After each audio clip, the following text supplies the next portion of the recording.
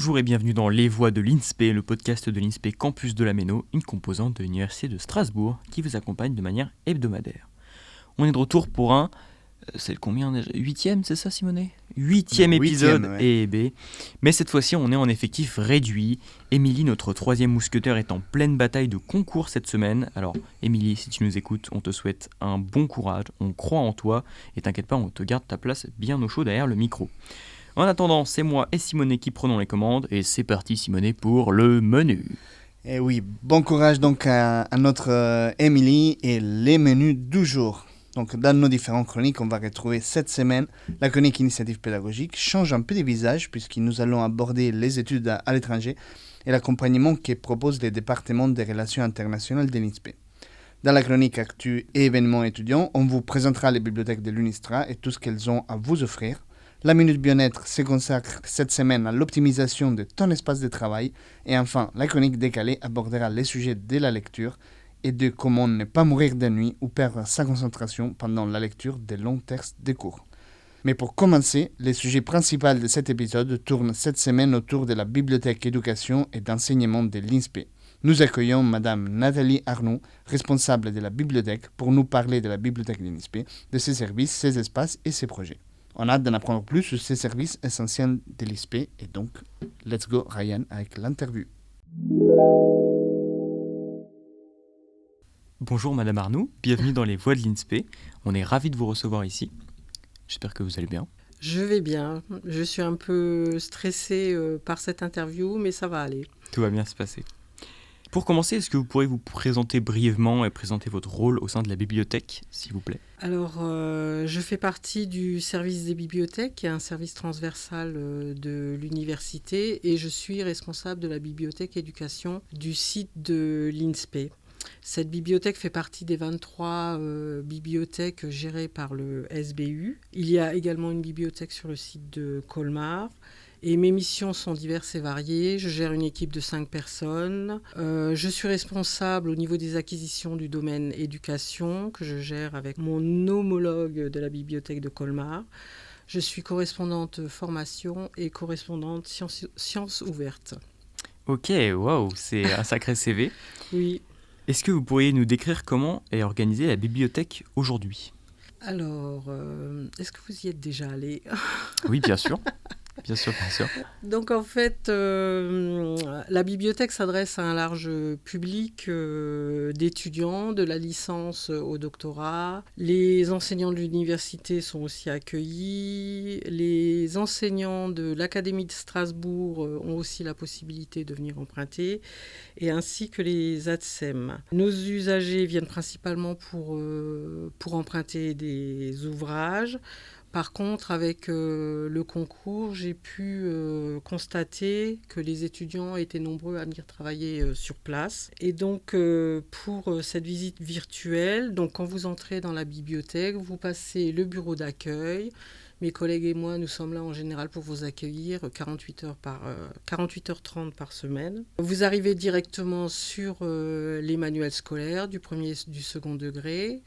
Puis, vous avez directement le fonds général. Quand vous passez à gauche, côté tram, vous trouverez tout le fonds jeunesse, le matériel pédagogique, les revues, ainsi qu'un espace de détente dans lequel vous pouvez vous reposer, colorier, participer au puzzle qui n'est pas encore terminé, donc on vous attend.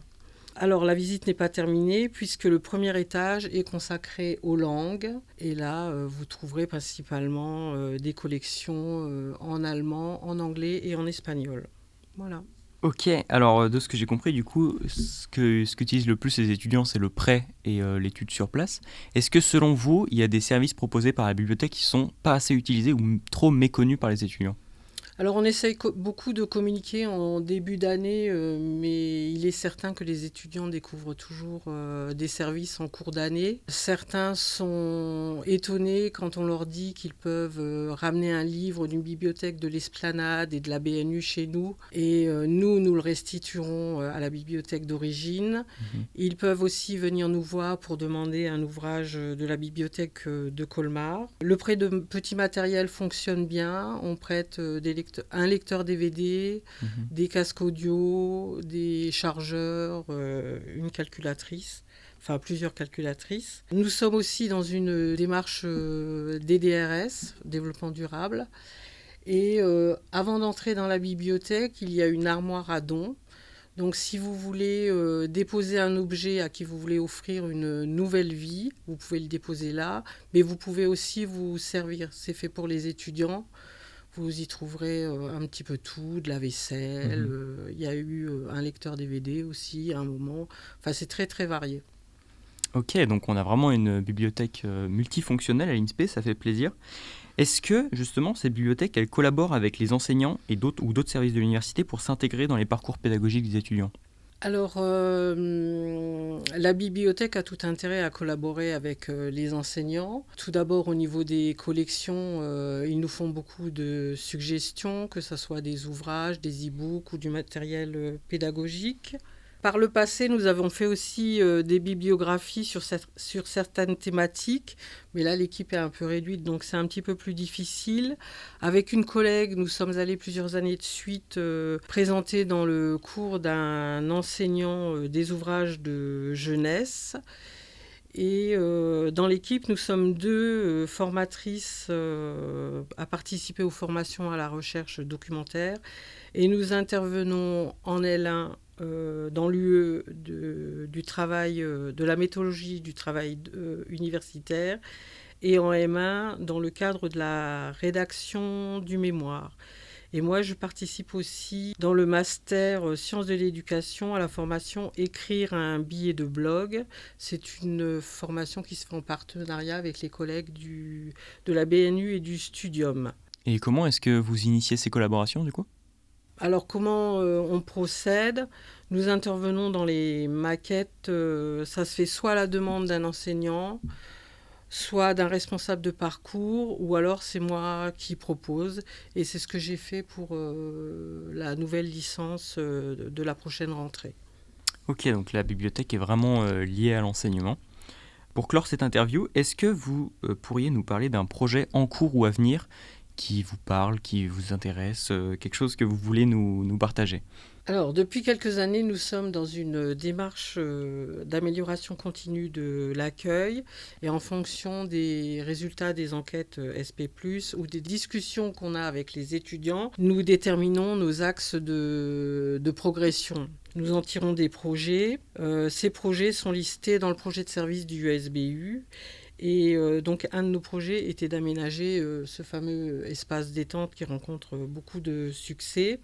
Et nous espérons le compléter par des transats. Les étudiants souvent s'endorment sur les tables et là, ils seront mieux installés. Dans un transat, c'est mieux, ouais. Ouais, c'est mieux dans les transats.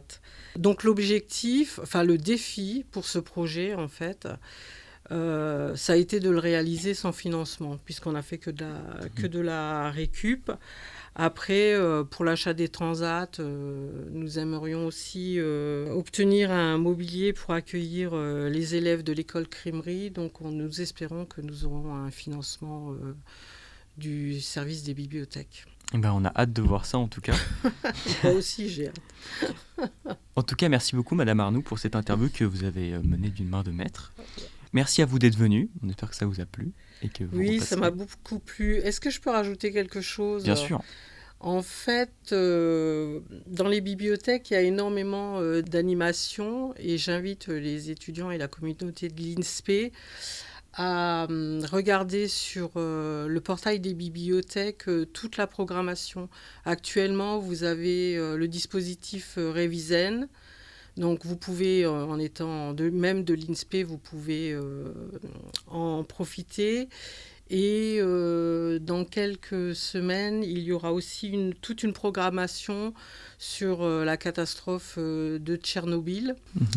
Et c'est une collaboration entre la bibliothèque du Studium et l'ETICA. Donc il y en a absolument pour tous les goûts et c'est gratuit.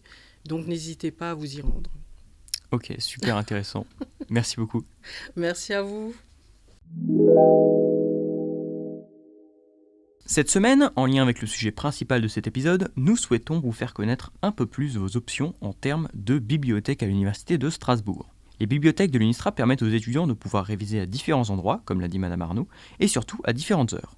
Et il y en a plus d'une vingtaine au total, et elles sont réparties sur 6 campus différents, comme celui de l'Esplanade, le campus historique au niveau du Palais U, évidemment le campus de la Méno avec l'INSPE ici, celui de médecine, de Cronenbourg-Schiltigheim, et enfin d'Ilkirch. Ces bibliothèques permettent entre autres de pouvoir profiter des heures étendues d'ouverture, de consulter et d'emprunter des documents que vous pouvez d'ailleurs rendre 7 jours sur 7 et à toute heure. Mais ce n'est pas tout, vous pouvez également consulter de la documentation en ligne, vous renseigner, réserver une salle de travail en groupe ou encore vous former à la recherche documentaire. Les horaires varient selon les bibliothèques. Certaines sont ouvertes en journée de 8h à 18h, tandis que d'autres sont ouvertes jusqu'à 23h. Qui va à la bibliothèque à 23h? Personne. Bref. En semaine, comme la bibliothèque du Studium sur le campus Esplanade. Sinon, le week-end, c'est la BNU de la Place de la République, la Bibliothèque nationale universitaire, qui est ouverte le plus longtemps, jusqu'à 22h même le dimanche. Pour les vrais bosseurs. Pour les vrais bosseurs.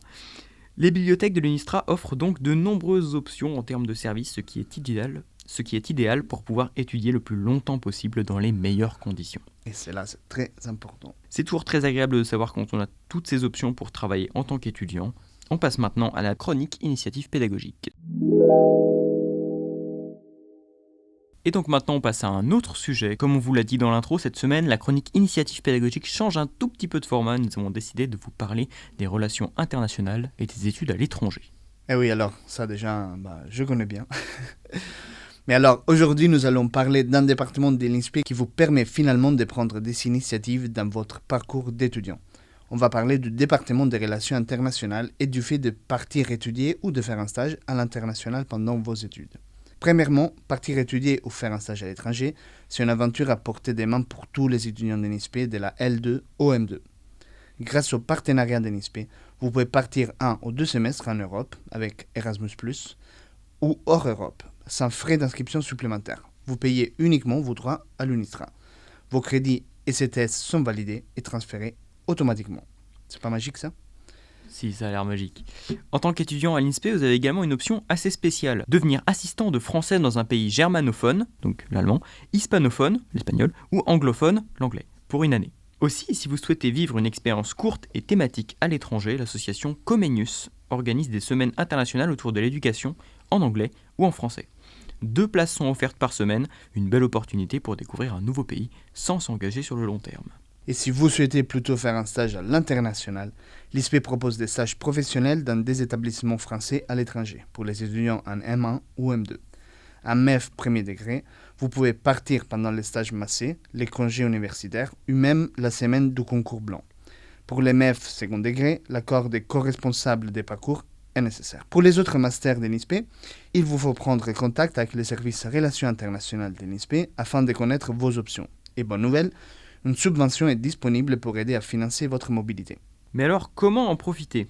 Pour les stages, il suffit de fournir un rapport de stage, des justificatifs et une attestation de présence. Une commission attribue ensuite la subvention en fin d'année. Pour les semaines internationales ou les échanges, contactez le service des relations internationales à l'adresse ri-du6contact@inspe.unistra.fr. Alors, êtes-vous prêt à sauter les pas ? L'international, c'est une aventure qui s'organise et l'INSPE est là pour vous accompagner. N'hésitez pas à contacter Isabelle Chaquet du service des relations internationales. Bon, par expérience, je peux vous dire que faire une expérience internationale, c'est quelque chose de vraiment incroyable qui parfois ça peut changer votre entier parcours ou même votre vie. Donc, je vous encourage fortement à le faire. Et comme chaque semaine, on se retrouve les amis dans la Minute Bien-être, justement en parlant de se mettre dans les meilleures conditions pour nos révisions. On approfondit notre discours, donc tu vois ces moments où tu t'assois pour réviser et ton cerveau décide instantanément que c'est le bon moment pour penser à absolument tout, sauf à ce que tu dois faire. Spoiler, ce n'est pas seulement un problème de motivation ou de concentration, comme on a vu les semaines dernières. Très souvent, c'est juste que ton environnement n'est pas adapté à ce que tu essaies de faire. Ton espace de travail joue un rôle très important sur ta productivité, et donc l'optimiser, ce n'est pas que du confort, en fait, c'est aussi de la science. Déjà, ton corps ne fonctionne pas de la même manière au cours de la journée. Les matins, ton cerveau est naturellement dans un état d'alerte, avec plus de substances comme la dopamine ou la noradrénaline, qui favorisent l'attention et le travail précis, analytique. Et c'est la lumière dans ton environnement qui joue directement là-dessus. Et je vais m'expliquer. Une lumière forte, surtout venant du dessus, stimule des neurones dans tes yeux qui envoient un signal d'éveil à ton cerveau, ce qui renforce encore cet état de concentration. Autrement dit, la lumière forte égale cerveau en mode focus. A l'inverse, plus tard dans la journée, ton cerveau bascule vers un état un peu plus détendu, avec plus de sérotonine, ce qui favorise la créativité et les associations d'idées. Et là, une lumière plus douce va dans le même sens, elle réduit les niveaux d'alerte et permet un mode de pensée plus large et plus flexible. Donc ton environnement doit suivre, déjà dans l'éclairage. Les matins, lumière forte, l'après-midi, lumière plus tamisée. Un autre levier important et souvent même pas pris en considération, c'est la direction de ton regard.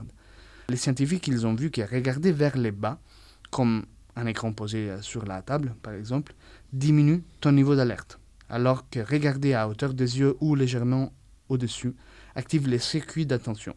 Donc oui, ton écran trop bas, c'est un piège à fatigue. Et donc le téléphone posé sur le bureau, c'est la pire idée quoi aussi. On y arrive aussi au téléphone. Ta vision donc joue un rôle clé dans la concentration. Plus tu fixes un point précis, plus tu es concentré, mais plus tu fatigues aussi. D'où une règle simple, les 20-20-20. C'est-à-dire, tous les 20 minutes, regarde quelque chose à environ 20 mètres pendant 20 secondes. Cela permet de reposer tes yeux et tes neurones. L'espace autour de toi compte aussi. Un environnement un peu fermé favorise le travail précis, alors qu'un espace plus ouvert, avec de la hauteur, ou à l'extérieur même, stimule la créativité. C'est ce qu'on appelle l'effet cathédrale. Côté posture, allongé, ton cerveau comprend repos. Assis, c'est correct, et debout, c'est encore mieux. Et bouger un peu dans la journée améliore clairement ta capacité à rester concentré. Et puis, il y a les points peut-être les plus brutals, ce sont les distractions. Et là, donc, je reviens à notre téléphone qui est absolument le diable, c'est Satan. Il ne doit pas être simplement retourné sur ton bureau, ni en mode avion. Il ne doit tout simplement pas être dans ton champ de vision. Parce qu'en fait, s'il est visible, il a démontré que ton cerveau, il y pense. C'est inévitable. Donc on ne cache pas juste l'écran ou les notifs, il faudrait l'éliminer complètement de notre vue. Dans les toilettes et on tire la chasse. Exactement. Ou on l'enferme dans un tiroir à clé. Pour les sons, on en a parlé dans l'épisode précédent, et donc je vous invite, si vous ne l'avez pas écouté, à aller reprendre notre dernier épisode. Et donc au final, optimiser son espace, ce n'est pas acheter du matériel hyper-tech, rien de tout ça. Au contraire, c'est des astuces complètement gratuites qui servent à aligner ton environnement avec ce que ton cerveau essaie de faire.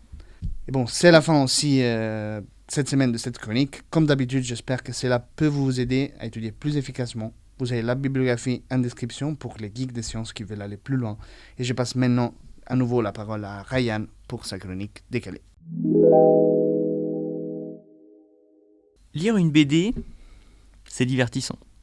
Lire un manga, c'est addictif. Lire un roman, c'est une odyssée dans un monde encore inconnu. Mais lire un essai sur la standardisation des processus de gestion des stocks dans les administrations publiques de second rang, c'est la mort cérébrale. Confirme. C'est d'un ennui tel que ton âme semble aspirée par les pages qui défilent sans que tu n'en retiennes un seul mot. C'est un phénomène très fréquent quand on est étudiant, ça s'appelle l'ennui. Pourtant, ce rapport sur l'harmonisation des procédures de maintenance des infrastructures d'assainissement en milieu périurbain, tu as un examen dessus demain. Donc tu dois l'avoir lu, tu dois l'avoir compris, et surtout, tu dois faire semblant de l'avoir trouvé intéressant. Chose qui ne l'est pas, permets-moi de t'en assurer. Comment on fait alors ? L'un des problèmes majeurs quand on doit lire un truc un peu dense comme la distribution spatiale des trichomes glandulaires sur les surfaces épidermiques des espèces apparentées à la tomate, c'est qu'on va avoir tendance à écouter la voix dans notre tête qui lit. Vous voyez sûrement de quoi je parle, c'est le petit narrateur qui répète ce que vous lisez. On appelle ça la subvocalisation. La subvocalisation. Oui, exactement. Le problème, c'est que cette voix, donc celle de Simonet là, suit le débit de parole maximal d'un humain, c'est-à-dire 150 mots par minute à peu près. Alors que ton cerveau, lui, il est facilement capable de lire entre 600 et 800 mots par minute. C'est énorme. Donc en fait, il y a un vrai frein dans ta lecture. La solution, c'est de suivre ta lecture avec un crayon ou une règle pour briser ce réflexe de subvocalisation. Ça va te permettre déjà de lire beaucoup plus vite, ce qui est toujours bien, et ensuite d'avoir une vue plus d'ensemble de ton texte, plutôt que de découper mot à mot, ce qui marche bien pour comprendre des concepts complexes. Donc supprimer cette petite voix énervante, c'est un bon pas en avant pour gagner du temps. Mais maintenant, on va essayer de voir comment optimiser le temps de lecture. Je vais te parler de la loi de Pareto. Bon, à la base, c'est une loi probabiliste, mais elle est aussi utilisée en sciences sociales. Et là, on va la mettre en application avec la lecture. Donc elle met en place un système qu'on appelle 80-20. Si on change 20% des causes d'un phénomène, alors 80% du phénomène en lui-même va changer. Ne me demandez pas comment ça marche, j'en sais rien du tout. Là où je veux en venir, c'est que dans l'analyse de la structure prosopographique du corps décanat des chapitres métropolitains sous le régime concorditaire, théoriquement, tu n'as besoin de lire que 20% pour comprendre 80% de son contenu. Attention, ça veut dire qu'il faut sélectionner l'information dans l'article. Et ce que je vais dire juste après ne concerne absolument pas les textes que tu dois lire pour les cours. C'est pour soit de la lecture récréative d'un article, soit voilà, mais pas pour les cours. Pour les cours, tu lis ce que le prof te demande de lire. D'accord ? Oui. On est d'accord, merci. Donc par exemple, pour un article scientifique, tu peux lire le titre, l'abstract, donc le résumé de l'article, et la discussion, les résultats, mais pas besoin par exemple de lire matériel et méthode, surtout dans un article expérimental. Par contre, dans les sciences sociales, par exemple, c'est hyper important. Le but, dans ce cas-là, c'est de te faire un panorama d'une bonne partie du texte si tu dois le lire en peu de temps. Mais c'est toujours mieux de lire l'article en entier. Attention. Donc, voilà mes 2 principaux conseils. 1. Élimine la subvocalisation. Et 2. Sélectionne l'information dans un texte et ne le lis pas juste pour le lire. Voilà. C'est tout pour moi. Merci Ryan pour ces suggestions hyper intéressantes. J'espère qu'on va vous être utile. Et voilà les amis, c'est tout aussi pour cet épisode de notre podcast, Les Voix de l'INSP. Merci d'avoir passé ces quelques minutes avec nous. Et bon, vous l'avez compris, ce podcast, c'est un espace pour parler de la vie étudiante, du campus et de ce qui se passe vraiment, des projets et des initiatives pédagogiques. Si cet épisode vous a plu, n'hésitez pas à vous abonner à la chaîne L'Atelier de l'INSP avec un arrobase sur YouTube, à la chaîne Pod et à nos réseaux sociaux Instagram, Facebook et LinkedIn pour ne pas rater les prochains épisodes. Tous les liens sont dans la description. Et surtout, ce podcast est aussi le vôtre. Si vous avez une idée de sujet, un projet à présenter, une initiative à partager ou juste envie de prendre le micro avec nous, contactez-nous. On se retrouve très bientôt dans les Voix de l'INSP. Ciao, bye. Ciao, ciao.